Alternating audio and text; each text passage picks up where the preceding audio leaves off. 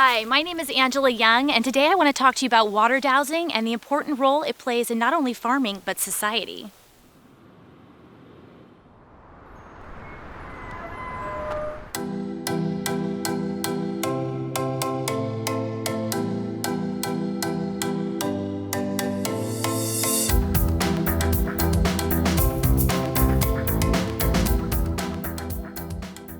So what is dowsing? Dowsing is the ancient art of using divining tools to locate underground water.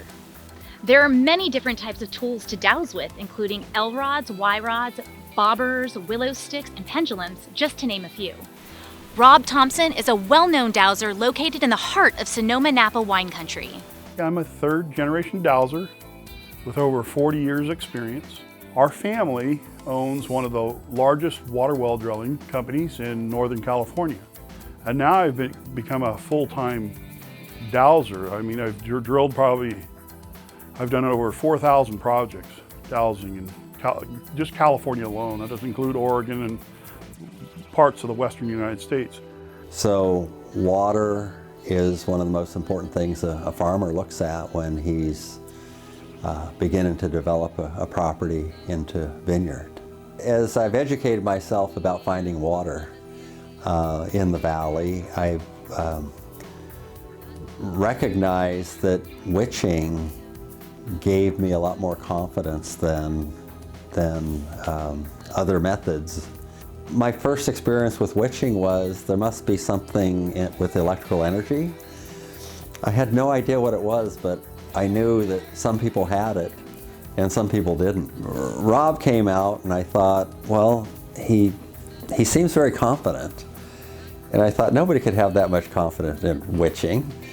But he was telling me about how he'd done something for Delectus. And I said, oh, Gerhardt. He goes, yeah, Gerhardt. They had drilled 15 dry holes and I went up and I found them water. And so I tried calling Gerhardt and he didn't actually respond until after we drilled the first well. So I had this surprise of, the water was right where Rob told me it would be. And the depth and the volume were right there. So once Gerhardt returned the call, I said, well, how about this Rob Thompson? I just wanted to get an idea of, he said that somebody drilled 15 dry holes on your property and he found water, and he goes, oh, let me tell you the story. He goes, he came out the property and he was looking at where the water might be and said, no, there's no water here, I'm going home. And that Gerhardt said, no, it's a big property, why don't we go over here? So he drove him up around in another area and he goes, oh yeah, I'm getting something way up on this hill.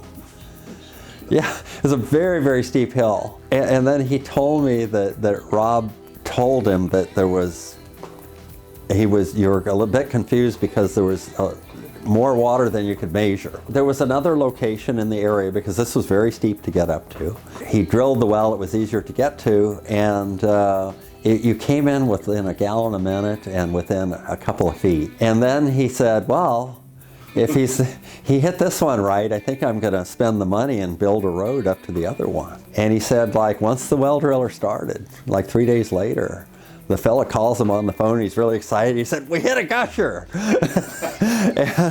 and he told me there were actually 1.9 million gallons at that location, because it was kind of this underground cavity that would fill up with rainfall every year, and he would pump it down.